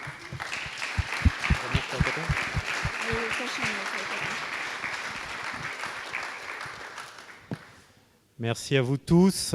Alors maintenant, deuxième restitution, le hackathon qui a eu lieu en parallèle sur les fake news dans la salle R209, en parallèle donc du Forum sur la gouvernance de l'Internet, en partenariat entre l'AFP, l'ISOC France, Cap Digital, et avec Savoir Devenir et Play. Et c'est Denis Tessou de l'AFP qui va nous faire cette restitution et nous présenter quels ont été les résultats de ce hackathon et les étapes futures que nous envisageons. Denis. Bonsoir à tous. Vous m'entendez? Oui, parfait. Oui, donc on avait organisé un hackathon. Alors c'est dans le cadre d'un projet européen H2020, donc Horizon 2020, qui s'appelle InVid, sur la vérification des vidéos sur les réseaux sociaux. On a organisé le hackathon autour des résultats des développements faits dans le cadre de ce projet européen, donc, sur lequel on travaille évidemment sur les fausses informations et sur la désinformation en général. Donc c'est un projet à 9 partenaires, dont l'AFP est partenaire avec la Deutsche Welle, qui est le broadcaster extérieur allemand, et le projet est coordonné par l'Institut grec d'informatique de Thessalonique. Dans le cadre de ce projet, on a diffusé un outil, une extension de vérification de l'information sur Chrome et sur Firefox, qui aujourd'hui est utilisé par près de 4000 personnes dans le monde, et notamment on a tous les grands médias au niveau international qui l'utilisent, la BBC, Social Media, New York Times, l'Eurovision, les chaînes de télévision françaises, allemandes et autres, y compris russes, qui utilisent notre plugin. Et donc, dans le cadre de ce hackathon, ce qu'on a essayé de faire, notamment, c'est d'améliorer cette extension pour l'éducation aux médias. Parce que dans les différentes communautés qui nous utilisent, il y a à la fois les journalistes, à la fois les ONG des droits de l'homme, la protection civile, par exemple, qui est confrontée aussi à des problématiques de fausses vidéos. Et ici, nous avons par exemple, nous avons travaillé ce matin avec l'association Savoir Devenir, notamment, sur l'amélioration, comment faire pour que cet outil soit mieux utilisé en termes d'éducation aux médias. Ici, vous avez un des exemples qui est remonté. L'une des conclusions de ce petit brainstorm qu'on a fait ce matin, c'est de dire qu'il faut davantage d'exemples, et d'exemples aussi possibles récents, de fausses informations qui circulent sur les réseaux sociaux. Ici, on a une fausse photo qui circule sur les réseaux sociaux. Et cette fausse photo, justement, on a rajouté une petite fonctionnalité dans la partie code du hackathon d'aujourd'hui qui permet d'aller appeler un outil ce qu'on appelle de forensic, c'est-à-dire analyse forensique des images, c'est l'analyse des altérations, l'analyse du fichier numérique pour voir les altérations qui ont pu être apportées à ce fichier numérique. Et dans notre outil ici, vous voyez qu'on voit le panneau CAF, donc le panneau de la CAF a bien été rajouté sur cette photo. Donc c'est assez flagrant dans ce qu'on appelle les résidus JPEG, c'est-à-dire quand on enlève un certain nombre de couches de compression dans cet outil, on voit bien que le résidu, ce qui reste, c'est ce qui a été ramené, qui a été rajouté, incrusté dans cette image, avec ce panneau CAF qui a été rajouté donc, sur une photo qui a été prise en Grande-Bretagne en fin de compte et qui passe pour une photo en France. Donc à part l'éducation aux médias et la partie code, on a également développé un certain nombre de vidéos ici avec PlayPlay, qui est une start-up qui est venue ici, et c'est une start-up qui permet de simplifier beaucoup le montage vidéo. C'est-à-dire que ça permet de faire du montage vidéo très rapidement, en un quart d'heure, 20 minutes, on arrive à faire du montage vidéo qui prendrait beaucoup plus de temps sur un outil professionnel beaucoup plus complexe. Et ici, donc, un certain nombre de médias, ici c'est l'AFP, se sont entraînés à fabriquer ce genre de petites vidéos qui incluent des animations, qui incluent du texte, des commentaires. Là, vous avez une histoire d'une fillette sauvée en Syrie, et que certains médias ont mis en doute le fait que cette photo soit vraiment originale. En fin de compte, c'était une vraie photo originale, mais la petite fille a été portée par plusieurs sauveteurs le jour où elle a été sauvée. Et c'est ce qui a posé un certain doute pour un certain nombre de médias. Ici, c'est Libération et Check News, Check News est la partie de fact-checking de Libération, qui a fait une vidéo de fact-checking sur Neymar. Donc là, on est dans l'actu de la Coupe du Monde. Donc ça, c'est les roulades de Neymar. Et la question était de savoir, donc il y a eu un certain nombre de médias qui ont dit que c'est en fin de compte c'était la pub de KFC qui a utilisé les roulades de Neymar, et en fin de compte c'est plutôt Neymar qui a repris la pub qu'il avait déjà faite auparavant, et les roulades ont été postérieures. En fin de compte, il y a 12 jours d'écart entre la diffusion de la pub et finalement les roulades qu'il fait à chaque simili-blessure ou chaque simulacre de blessure. Dernière vidéo, c'est les observateurs de France 24 qui étaient là aussi. Et ça, c'est une vidéo qui est apparue en Chine, qui a fait plus de 300 000 partages en Chine sur des dieux qui apparaissent dans le ciel. Et en fin de compte, c'est une vidéo qui a été détournée, comme vous allez voir.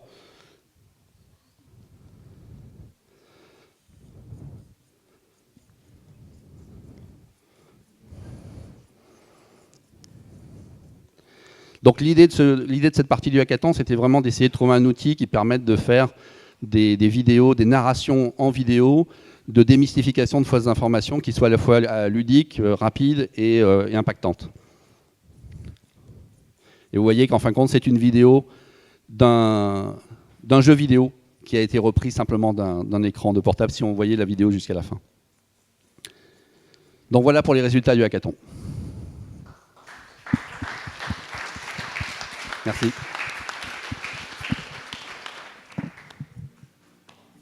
Merci Denis, et merci aux participants du hackathon.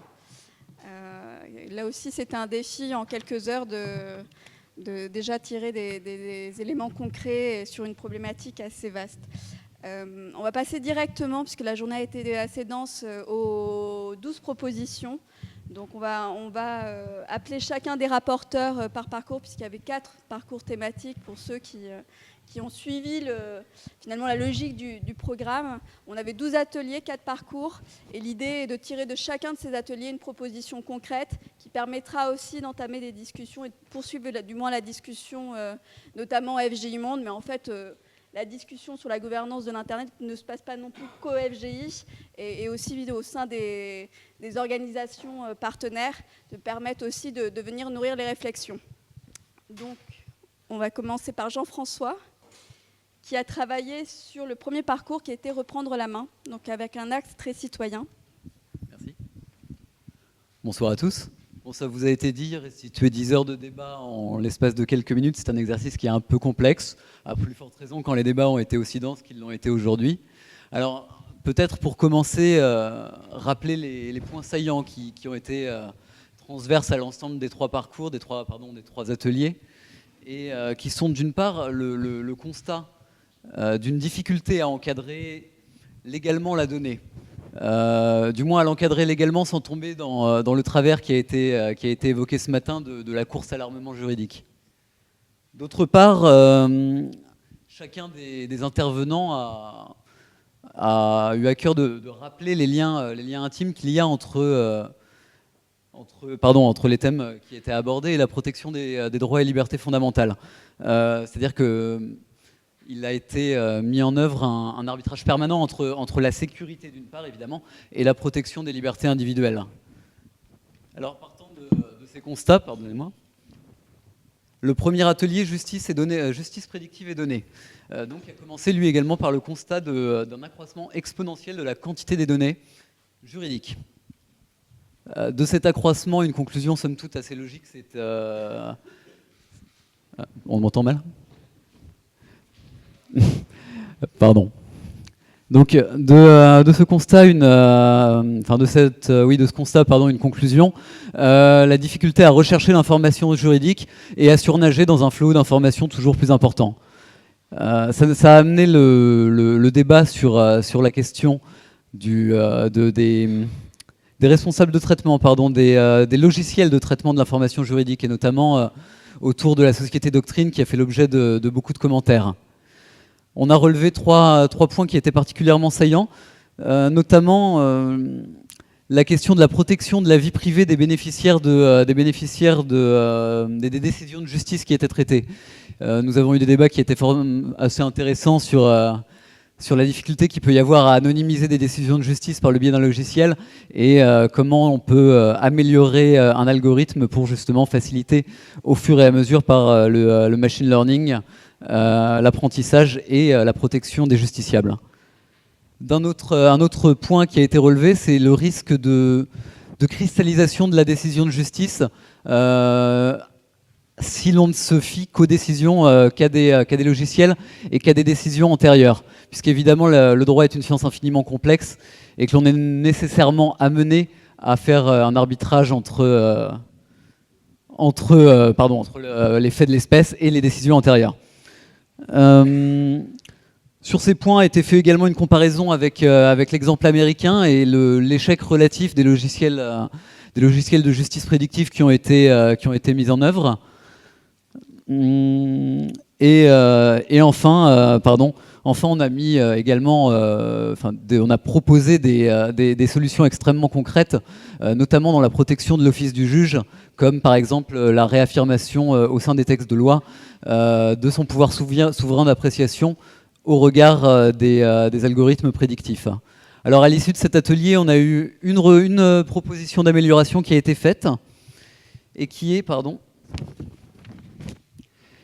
de promouvoir la formation mixte, et notamment par le développement de double cursus juridique et informatique. Dans un second temps, et c'était cet après-midi, on a eu l'atelier sur la neutralité du net, qui a commencé par une première difficulté, qui était en réalité la définition de ce que peut être la neutralité.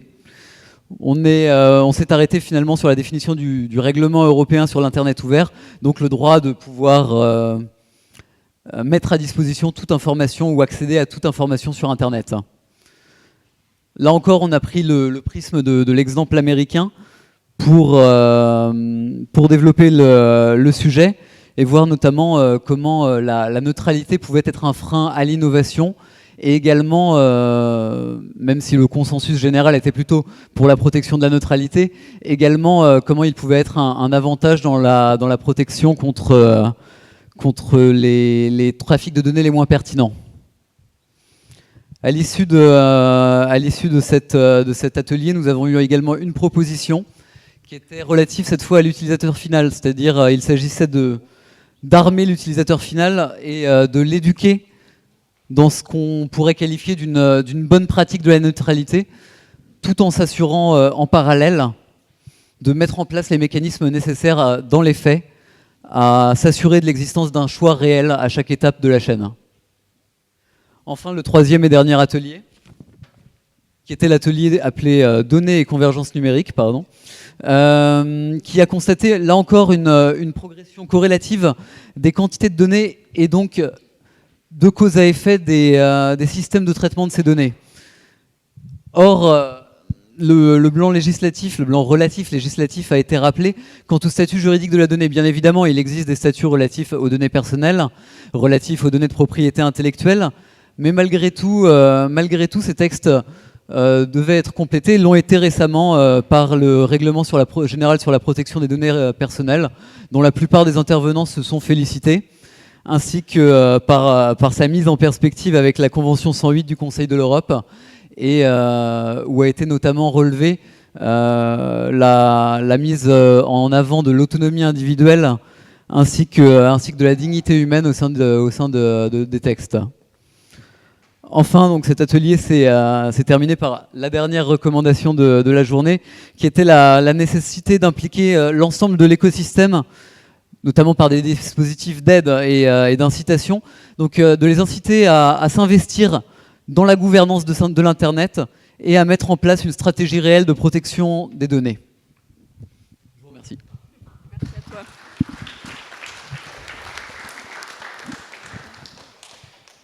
Merci Jean-François pour ce résumé, ces propositions d'un parcours reprendre la main qui était sans doute extrêmement difficile à résumer en un temps si court. J'appelle maintenant sur un deuxième parcours intitulé Cyberpolitique et politique cyber, Léa, qui va nous expliquer, qui va nous résumer ce qui s'est dit dans cette journée.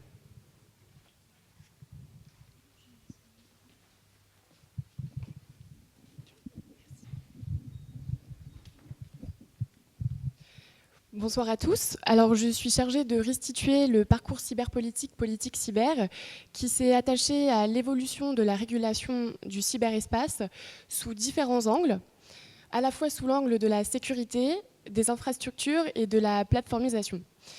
Donc, le premier atelier était intitulé Cybersécurité et cyberstratégie. L'objectif était de faire un lien entre les aspects techniques des infrastructures et leurs aspects juridiques, politiques et stratégiques.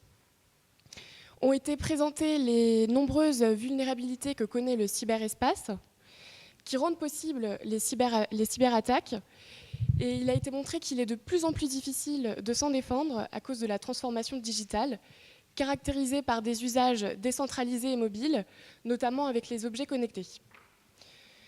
Nous avons également connu des débats sur la notion même d'Internet, sur le fait de savoir s'il est unique, si des barrières géolocalisées telles que la langue existent.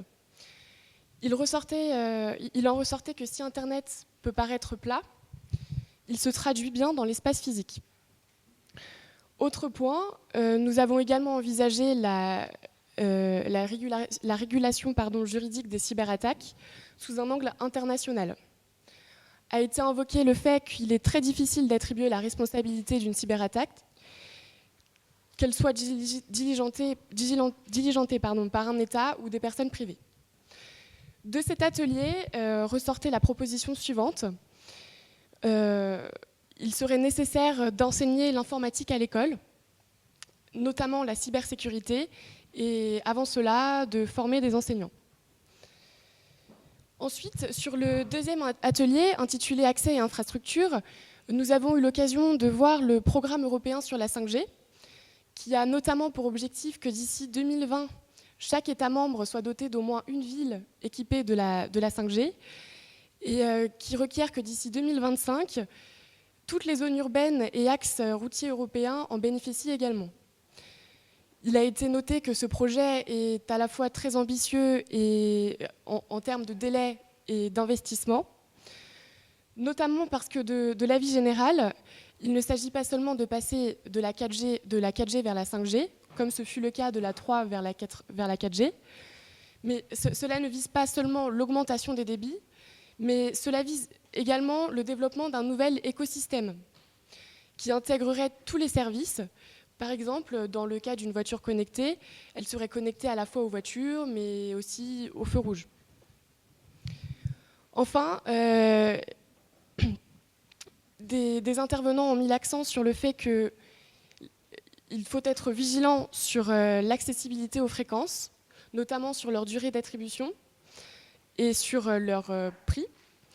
Certains acteurs redoutant qu'elles soient restreintes à de gros opérateurs, à des prix très élevés, comme il a été noté que ce fut le cas pour la 3G.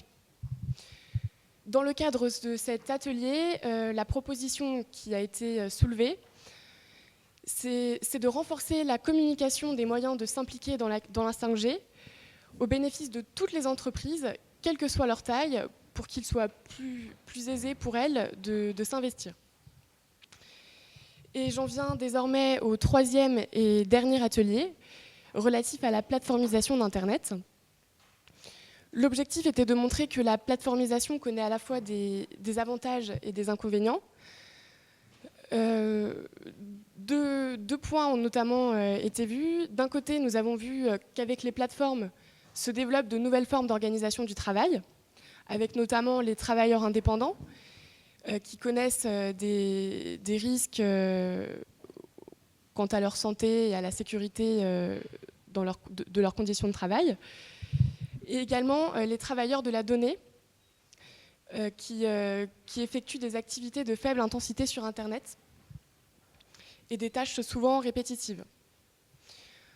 Au-delà de ces nouvelles formes d'organisation du travail, nous avons vu que la plateformisation pose également la question de la protection des données, que les utilisateurs doivent faire face à des risques et des difficultés, mais qu'ils bénéficient d'une forme de contre-pouvoir grâce notamment au RGPD, qui met en avant le consentement des utilisateurs.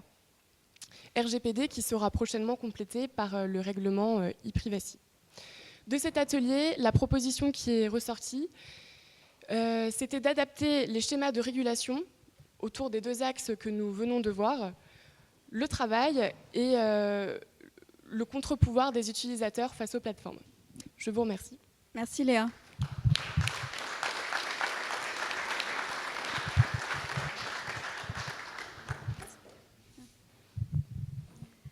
Merci Léa, merci beaucoup. Alors le troisième parcours était dédié au sujet des humanités numériques. On a vu beaucoup de transversalité dans ce parcours entre les trois ateliers.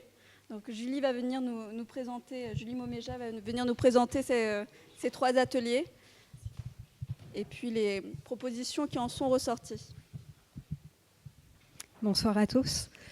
Donc voilà, je vais tenter de restituer au mieux ce qui a été dit sur ce parcours humanité numérique et dans les trois ateliers de ce matin et de cet après-midi. Comme pour mes camarades, les débats ont été très riches, à la fois en expérience personnelle et en état des lieux de ce qui se fait actuellement et de ce qu'on prévoit pour les enjeux futurs, qu'ils soient à la fois privés et publics. Les thèmes qui ressortent sur les trois ateliers concernent principalement l'accompagnement à la formation, qu'il soit chez les plus jeunes comme chez les adultes.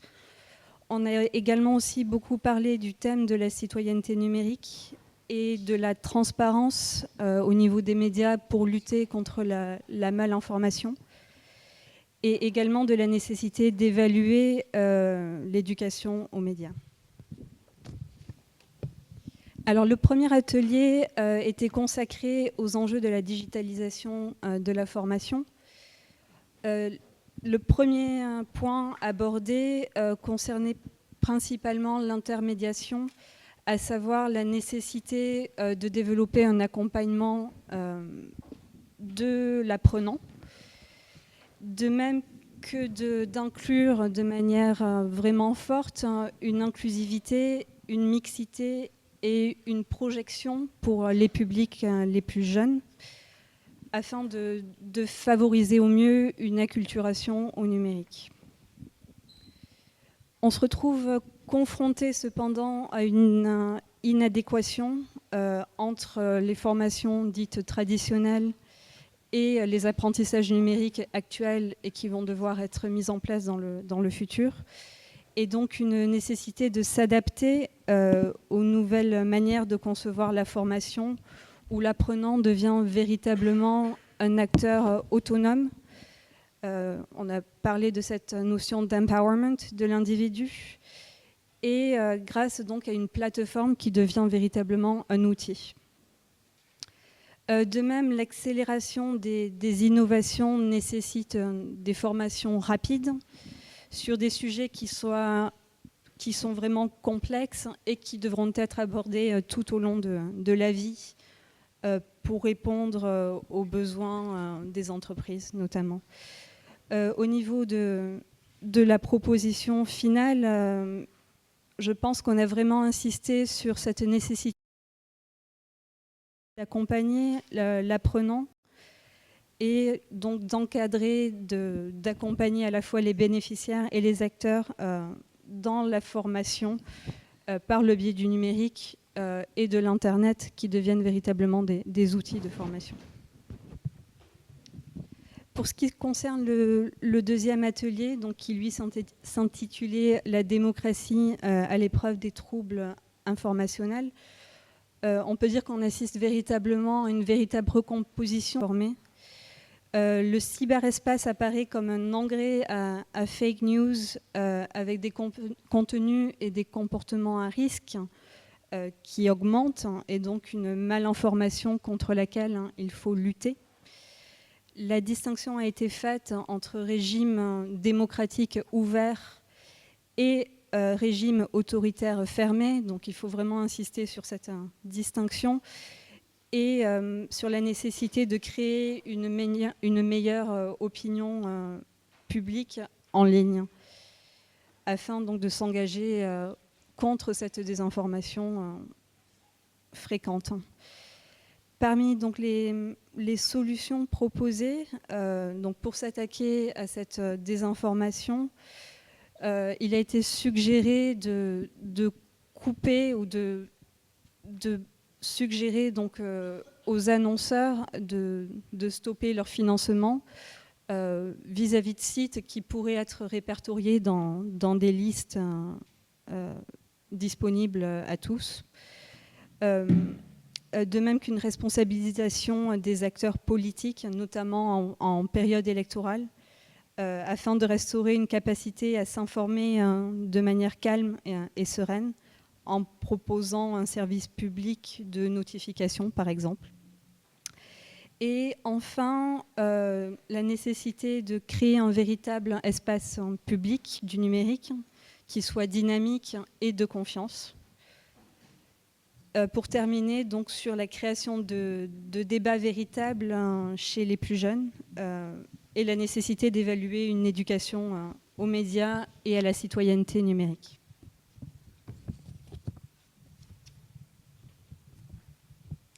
Le troisième atelier était lui consacré à l'éducation au numérique et aux médias.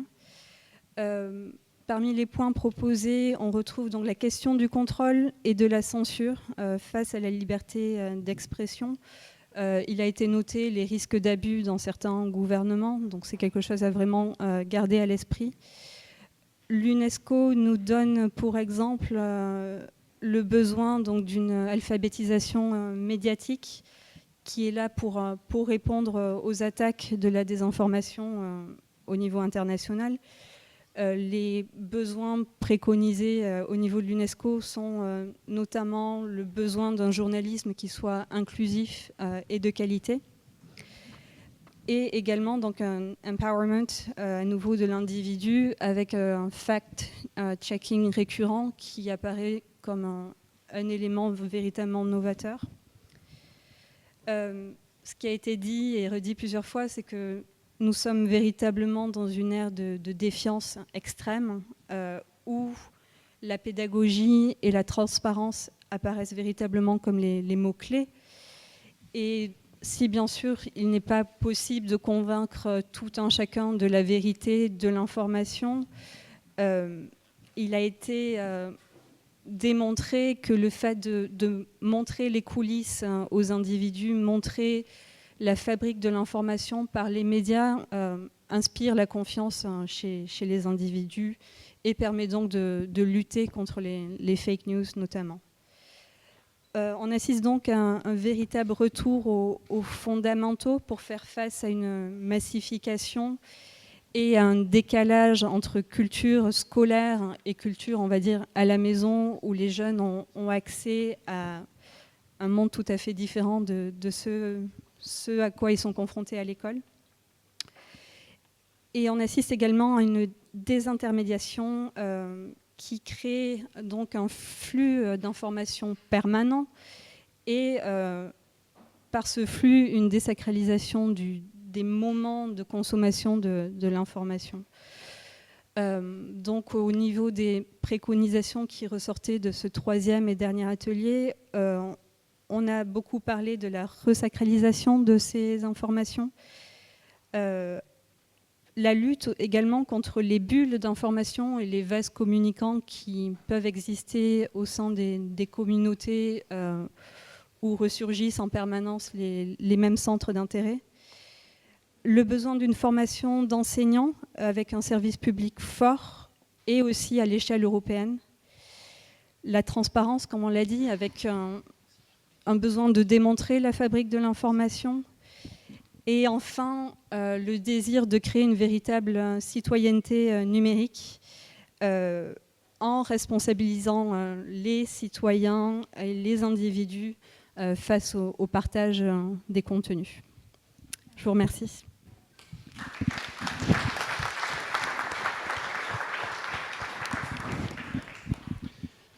Merci Julie. Dernier parcours. Responsabilité éthique et sociétale. C'est Mélanie Lallet qui va nous présenter les 3 ateliers de ce parcours. Mélanie. Bien, bonjour à toutes et tous. Merci d'avoir patienté jusqu'à ce soir après cette longue et studieuse journée. Donc, responsabilité éthique et sociétale, le parcours numéro 4, qui était piloté par Pierre Bonis, comportait 3 ateliers. Celui de ce matin portait sur l'Internet solidaire. Ensuite, nous avons eu un atelier sur la question de comment mobiliser les ressources du numérique au service de l'environnement, qui nous a été présenté comme le grand défi de ce XXIe siècle. Et un 3e atelier qui s'intitulait « Éthique et Internet des objets ». De ces 3 ateliers, on peut retenir 2 choses transversales. D'une part, ça a été dit plusieurs fois, le fait qu'une technologie, elle n'est pas intrinsèquement bonne ou mauvaise. Ça, c'est vraiment ressorti tout au long de la journée. Ensuite, le 2e point saillant, c'était finalement la nécessité de mener des réflexions éthiques en parallèle des réflexions sur l'Internet et le numérique, tout autant que la difficulté d'aboutir à un consensus global sur cette éthique de l'Internet. À présent, je vais vous présenter quels étaient les points clés qui sont ressortis de chacun de ces ateliers et les propositions concrètes qui ont été formulées. Pour l'atelier 1, Internet solidaire, la question de la solidarité en lien avec Internet est apparue sous la forme de 3 dimensions. On peut imaginer qu'elle ne se limite pas au nombre de 3, mais en tout cas, ce sont ces 3 dimensions qui ont été discutées ce matin. D'une part, l'accès aux infrastructures, l'accessibilité de l'Internet, qui est loin d'être réglée, même si c'est une question que nous avons rapidement évacuée ce matin. Si on pense par exemple à l'accessibilité de l'Internet sur le continent africain, ça a été rappelé. Et ensuite, l'inclusion des citoyens par l'intermédiaire des usages cette fois-ci. Donc pas juste une prise en main des outils, mais bien aussi la co-construction d'un langage et d'une culture commune. Parmi les initiatives très innovantes qui ont été évoquées, il y avait notamment le dispositif haptique qui s'inspire des chèques déjeuner pour proposer des chèques de médiation numérique, bénéficier du coup de cours de médiation numérique. 3e point, il a été question de mettre l'Internet au service d'une politique de développement durable et de la diversité culturelle. Dans ce cadre-là, est ressortie une première proposition concrète. Donc, il y en a eu plusieurs qui ont été formulées, j'en ai retenu 2. La première, c'était la poursuite de la mise en place d'indicateurs de mesure concernant le développement durable. C'est ce que fait l'UNESCO actuellement, en fait. Donc, poursuivre cette logique-là, qui mesure par exemple le respect des droits humains, mais aussi la question de la diversité culturelle, la liberté d'expression, voilà autant d'indicateurs. Et d'autre part, 2e proposition qui est ressortie de cet atelier, il s'agissait d'accompagner les actions de dématérialisation par une mesure des coûts qui ont ainsi été évités, mais aussi de mesures d'impact sur le développement durable.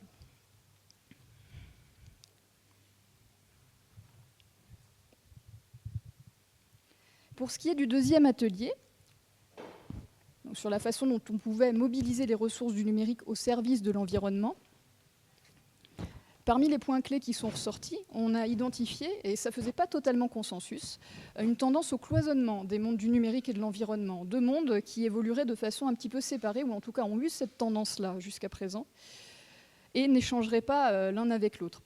Pour autant, tous nos intervenants ont souligné la nécessité pour ces 2 champs de dialoguer, et le fait qu'une société numérique finalement ne peut pas s'envisager sans une transition aussi écologique afin qu'elle soit durable.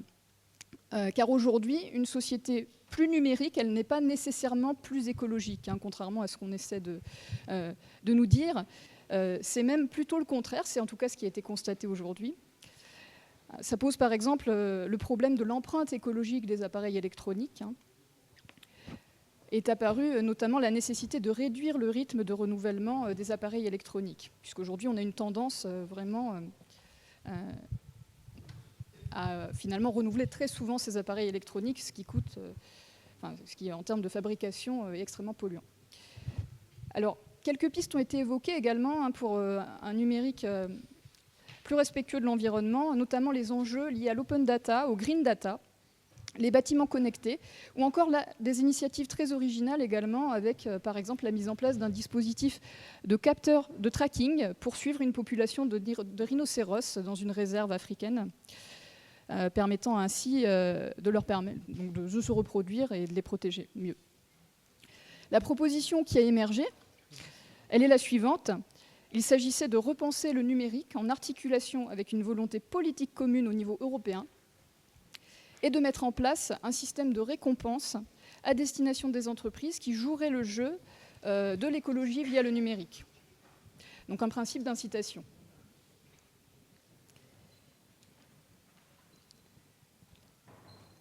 Enfin, pour notre dernier atelier de la journée, éthique et Internet des objets, il a d'abord été constaté que le marché des objets connectés est en pleine expansion. C'est quelque chose qui est vraiment amené à exploser, avec par exemple la domotique, l'intelligence artificielle, les robots, les voitures connectées.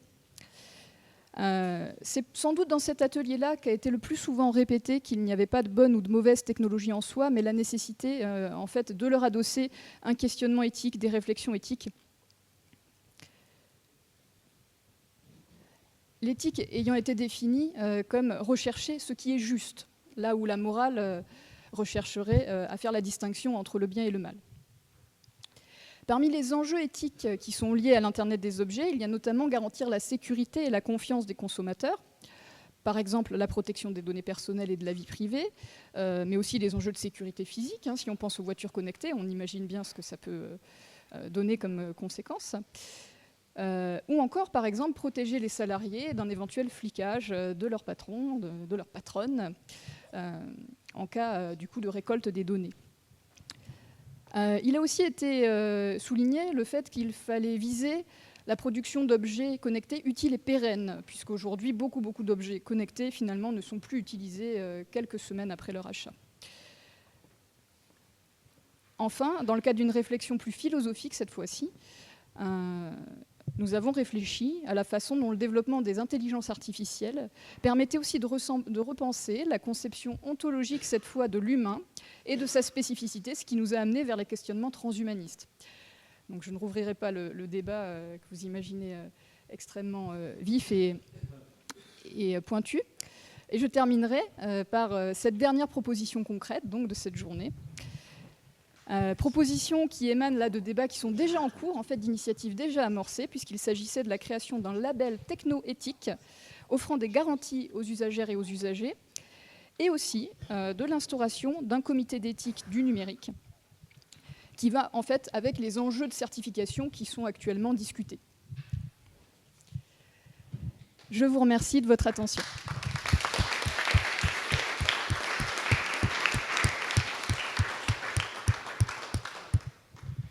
Merci Mélanie. Alors je tiens à vous remercier tous en tant que coprésident, à remercier au nom du comité d'organisation tous les participants, tous les intervenants à ce forum sur la gouvernance d'Internet. Je tiens également à vous dire que ces synthèses seront disponibles, seront postées sur notre site. Et enfin, avant de nous retrouver au cocktail qui nous attend en bas, eh bien, j'aimerais donner la parole à mon homologue, Nicolas Chani, coprésident du comité. Merci Lucien. Alors, comme tout le monde a soif, je voulais juste vous remercier vraiment chaleureusement d'avoir participé aujourd'hui. C'était, il y avait même des gens dans le couloir, sur des bancs. Enfin, c'était assez impressionnant. Donc vraiment un grand merci pour ça. Et en fait, je voulais vous dire de participer toute l'année. C'est-à-dire que ne venez pas qu'au forum de la gouvernance de l'Internet, venez, mais par contre participez toute l'année. Vous avez dans dans les partenaires dans les partenaires là, du forum, plein d'associations. Vous avez Renaissance Numérique, vous avez l'AFNIC, vous avez la Fabrique du Futur, vous avez Cap Digital, vous avez l'Internet Society, j'allais oublier. Venez adhérer, venez participer, venez dans les réunions, et c'est vraiment grâce à ça qu'on arrivera à progresser. Il n'y a pas besoin de parler anglais. Il n'y a pas besoin de connaître des mots techniques. Il y a juste besoin de venir avec son cerveau et c'est tout. Et donc venez participer, c'est vraiment très important. Dans les rendez-vous quand même qu'on vous donne dans les prochains mois, je vais terminer par ça. Le 10 octobre, on fait un atelier de l'avenir numérique sur IPv6. Alors je sais que ça passionne pas tout le monde, mais passionnant grâce à ça. Le 14 novembre, il y a le forum sur la gouvernance de l'Internet monde qui a lieu à Paris, à l'UNESCO. Venez, vous pouvez venir, même si vous ne parlez pas anglais, dans les forums monde, tout est traduit en temps réel. Vous pouvez faire comme Sébastien Bacholet, prendre la parole en français en plein milieu d'une conférence. Vous inquiétez pas, ce sera traduit. Et puis, du 12 novembre au 2 décembre, il y aura un événement qui s'appelle l'International Digital Week, qui s'appelle DRAW. Et il y aura plein d'événements liés au numérique, plein d'événements liés aussi à la Constitution, à ce qu'on peut faire en tant que citoyen numérique. Et puis, on va essayer de faire... le soir, un peu, je pense, on va essayer de faire le off du forum de la gouvernance pour pouvoir aller boire un coup comme maintenant. Merci à tous.